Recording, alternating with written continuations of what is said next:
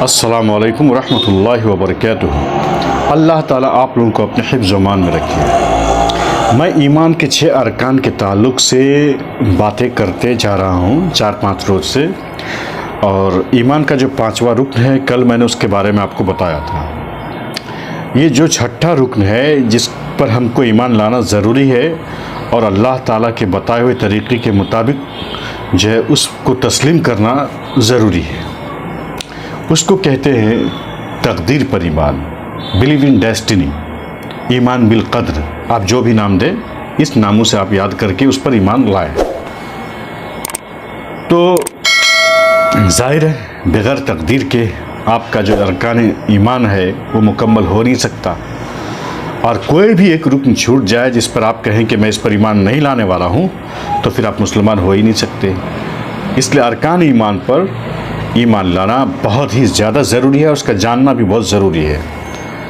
خالق کائنات نے ان تمام چیزوں کو جو کائنات میں ہے اور کائنات کو پیدا کرنے سے پہلے اپنی حکمت اور اپنے علم کے مطابق ہر چیز کا فیصلہ پہلے ہی کر دیا تھا۔ تو اب جو بھی چیزیں ہو رہی ہیں اور جو بھی چیزیں انجام دی جا رہی ہیں وہ سب اللہ تعالیٰ کے ازلی فیصلے کے مطابق ہو رہا ہے۔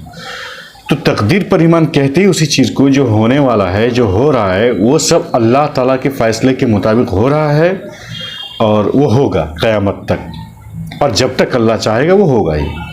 کہنے کا مطلب یہ ہے کہ جس طرح ایک مکان بنانے کے لیے ایک انجینئر پہلے نقشہ تیار کرتا ہے، پھر اس نقشہ کے مطابق جو ہے مزدور، مستری اور جو کام کرنے والے لوگ ہیں اس کو امپلیمنٹ کرتے ہیں اور اس ایک مکان کو بنا کر کے وہ تیار کرتے ہیں، اسی طریقے سے اللہ تعالیٰ نے پہلے ہی اس کا نقشہ تیار کر کے رکھ دیا تھا اس دنیا کا، اور جو کچھ کرنا تھا، جو کچھ واقع ہونا تھا، اسی کے مطابق اب ہر چیزیں واقع ہو رہی ہیں۔ اللہ تعالیٰ کہتا ہے کہ ہم نے ہر چیز کو ایک تقدیر کے ساتھ پیدا کی ہے۔ اللہ تعالیٰ نے ہر چیز کی تقدیر لوح محفوظ میں لکھ دی۔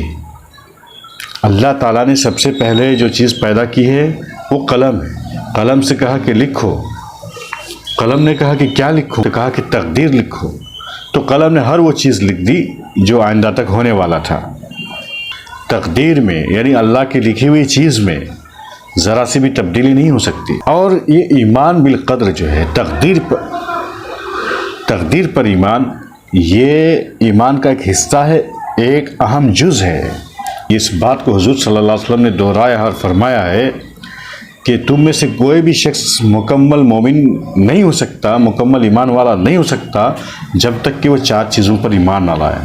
اللہ پر ایمان، محمد صلی اللہ علیہ وسلم حق کے ساتھ آئے اس پر ایمان، اور کیا کہتے ہیں موت اور موت کے بعد ہونے والی جو واقعات ہیں اس پر ایمان، اور تقدیر پر ایمان لانا ہے۔ ان چاروں چیزوں کے بغیر کوئی بھی شخص مکمل مومن نہیں ہو۔ تقدیر پر ایمان کا جو فائدہ ہے وہ فائدہ آپ کو سامنے رکھنا ضروری ہے۔ فائدہ کیا ہے؟ جب انسان کچھ بھی اپنے محنت کے ذریعے یا عقل کے ذریعے، دوڑ دھوپ کے ذریعے کچھ چیزیں حاصل کر لیتا ہے، کچھ اچیو کر لیتا ہے، کامیاب ہو جاتا ہے دنیاوی اعتبار سے، تو وہ غرور میں اور فخر میں مبتلا ہو جاتا ہے، اور وہ سوچتا ہے یہ میری محنت اور عقل کا نتیجہ ہے۔ اور کوئی شخص جب محنت کرنے کے باوجود بھی، نیکی کرنے کے باوجود بھی وہ ترقی نہیں حاصل کر پاتا، نتیجہ اور رزلٹ اچھا نہیں آ پاتا، تو وہ مایوس ہو جاتا ہے اور مایوسی کا شکار ہو جاتا ہے۔ اسی غرور کو دور کرنے اور مایوسی کو دور کرنے کا جو نتیجہ فکر ہے وہ تقدیر پر ایمان ہے۔ ایک شخص جب کامیابی حاصل کرے گا اور مومن ہوگا تو اس بات پر یقین رکھے گا کہ یہ ساری چیزیں اللہ نے دے رکھی ہیں، اور اللہ نے ہمیں جو ہے کیا کہتے ہیں یہ موقع دیا ہے اور یہ فضیلت بخشی ہے کہ ہم کیا کریں، کیا کیے ہیں، اس اہم چیز کو حاصل کیے ہیں۔ اور جو حاصل نہیں کر پاتے ہیں محنت کے باوجود بھی، وہ یہ سوچ رہا ہوگا اگر مومن ہے کہ اللہ کی کوئی مصلحت ہے اس میں اور کوئی حکمت اس میں پوشیدہ ہے جس کی وجہ سے ابھی ہمیں کامیابی نہیں مل پا رہی ہے۔ جب اس میں توازن اور اعتدال رکھیں گے تو پھر وہ بھٹکیں گے نہیں، غرور میں نہیں آئیں گے، اور نہ ہی مایوسی کا وہ شکار ہوں گے۔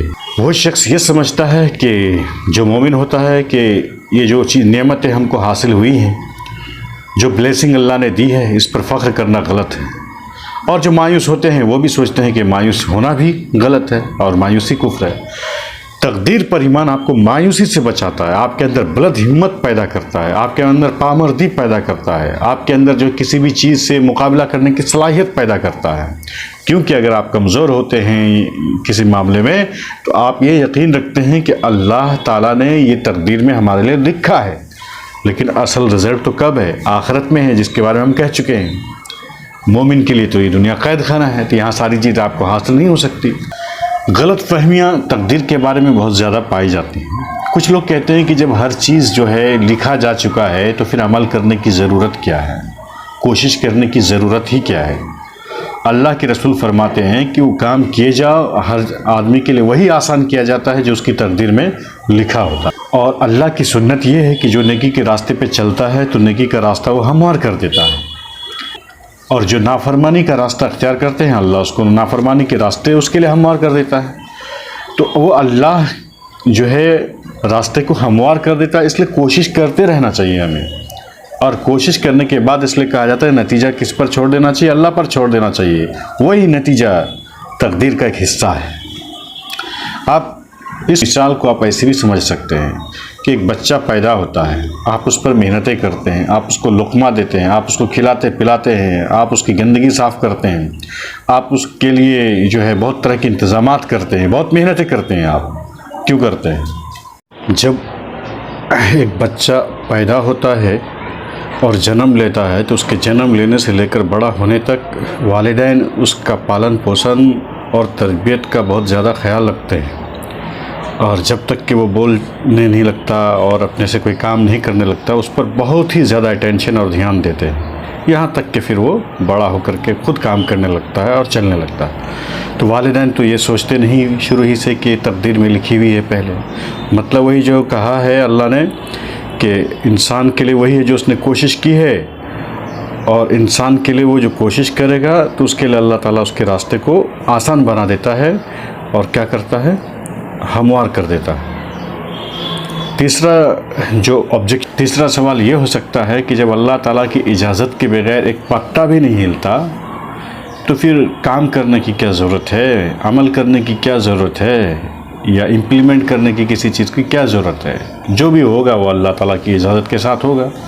تو اس بات کو آپ کو سامنے رکھنا ضروری ہے کہ اللہ تعالیٰ کی اجازت کے بغیر صحیح معنی میں ایک پتا نہیں ہلتا، مگر آپ کے جو پارٹس آف دا باڈی ہیں، جس میں ہاتھ پیر ناک کان وغیرہ وغیرہ اور جو بھی پارٹس ہیں، پارٹس کی کمی نہیں ہے، اور ہر پارٹس کا کام الگ الگ ہے، تو ان پارٹس سے جو آپ حرکت کرتے ہیں، اس پارٹس سے جو آپ کام انجام دیتے ہیں، وہ کام انجام دینے کے لیے اللہ تعالیٰ نے آپ کو تھوڑی سی محدود طاقتیں دی ہیں اور آزادی بھی دی ہے۔ اب اس محدود اور آزادی کو اللہ کسی بھی وقت آپ سے چھین سکتا ہے، مگر یہ ہے کہ آپ کو مقررہ مدت تک کے لیے جو ہے مہلت دی ہے کہ آپ اس آزادی کا کیسا استعمال کرتے ہیں، اچھا استعمال کرتے ہیں یا غلط استعمال کرتے ہیں۔ تو اس بات کو ذہن میں رکھنے کی ضرورت۔ کچھ لوگ یہ سوال کرتے ہیں کہ اگر اللہ چاہتا تو ان کو ہدایت دے دیتا، تو پھر اللہ نے چاہا ہی نہیں اس لیے ہدایت دیا ہی نہیں۔ اللہ تعالیٰ نے انسان کو آزادی دے کر آزمائش میں ڈال دیا ہے۔ اگر اللہ تعالیٰ چاہتا تو سارے انسان ہی اسلام قبول کر لیتے، سارے انسانوں کا دھرم وہی ہو جاتا، مگر اللہ تعالیٰ نے انسانوں کو کیا دی ہے؟ آزادی دی ہے، اور اس آزادی کے اعتبار سے اللہ تعالیٰ جو ہے وہ سوال کرے گا کہ ہم نے آپ کو آزادی دی ہے لیکن آپ نے غلط طریقہ چنا، آپ نے کیا کہ تم نے کیا کہتے ہیں غلط طریقہ چنا، تم نے صحیح طریقہ چنا۔ اب یہ ہے کہ آزادی کا صحیح استعمال ہمیں کرنا ہے۔ اگر اللہ تعالیٰ کسی ایک ہی چیز کو لاگو کر دیتا اور منوانے پر وہ مجبور کرتا اور آپ کو ماننا ہی پڑتا تو پھر یہ آزمائش کا سلسلہ جو ہے ختم ہو جاتا، اور اللہ تعالیٰ کے ہاں تو مین آزمائش ہے، وہ آپ کا ٹیسٹ لے رہا ہے۔ اس لیے اللہ چاہتا تو ہے کہ آپ ہدایت کے راستے پر آ جائیں، لیکن آپ کو کیا دیا ہے؟ تھوڑی سی آزادی دی ہے اور آزمائش میں آپ کو ڈالا ہے۔ اب اس آزمائش میں آپ کھرے اترتے ہیں یا نہیں، یہ آپ کے اوپر ہے کہ آپ کیسا عمل کرتے ہیں۔ اس لیے تقدیر پر ایمان کے سلسلے میں جو ہے بہت ہی محتاط رہنے کی ضرورت ہے۔ بہت سارے سوالات ابھرتے ہوں گے، بہت سارے کوشچن پیدا ہوتے ہوں گے، کیونکہ شیطان انسان کے رگوں میں خون کی طرح دوڑتا ہے، اور اللہ نے اس کو مردود قرار دیا ہے، تب سے اس نے یہی مقصد ہی بنا کے رکھا ہے، اور اس تقدیر کے سلسلے میں وہ طرح طرح کی باتیں ذہن میں ڈالتا ہے۔ حضرت ابو ہریرہ رضی اللہ تعالیٰ عنہ سے روایت ہے کہ رسول اکرم صلی اللہ علیہ وسلم ایک بار ایسی مجلس میں تشریف لائے جس میں لوگ تقدیر کے بارے میں ڈسکشن اور بحث بازی کر رہے تھے۔ آپ کا چہرہ جو ہے سرخ ہو گیا، لال ہو گیا غصے کی وجہ سے، یہاں تک کہ ایسا معلوم ہوا کہ آپ کے چہرے پر انار کا جو دانہ ہے وہ نچوڑ دیا گیا۔ آپ نے فرمایا کہ تم سے پہلے کے لوگ جو ہے اسی لیے ہلاک اور برباد ہوئے ہیں کیونکہ وہ تقدیر پر بہت ہی زیادہ بحث کرتے تھے، ڈسکشن کرتے تھے، اس لیے آئندہ کبھی تقدیر کے سلسلے میں بحث مت کرنا۔ اور ایسے بھی تو اللہ تعالیٰ نے آپ کو کہا ہے توکل کرنے کے لیے، پھر آپ کو اللہ تعالیٰ نے جو کہا کام کرنے کے لیے، محنت کرنے کے لیے، اور آپ کو آزادی دی ہے تو اچھی چیزیں سمجھنے کے لیے، اچھی چیزیں کرنے کے لیے۔ اور انسان تو چاہتا ہے، جو چاہتا ہے اپنے حساب سے وہ کوششیں کرتا ہے اور اپنے منزل کو پہنچتا بھی ہے، تو کیوں نہ ہم کوششیں کر کے تقدیر پر بھروسہ کر کے بھی اپنے منزل مقصود آخرت میں صحیح مقام پر پہنچ جائیں۔ اس لیے تقدیر کے سلسلے میں جو میں نے آج بتایا ہے کہ جو ہونے والا ہے، جو ہوگا اور جو ہو رہا ہے، ان تمام چیزوں کے بارے میں اللہ تعالیٰ نے پہلے ہی لکھ دیا ہے، اللہ تعالیٰ کے پلان کے مطابق سب ہو رہا ہے اور ہوگا۔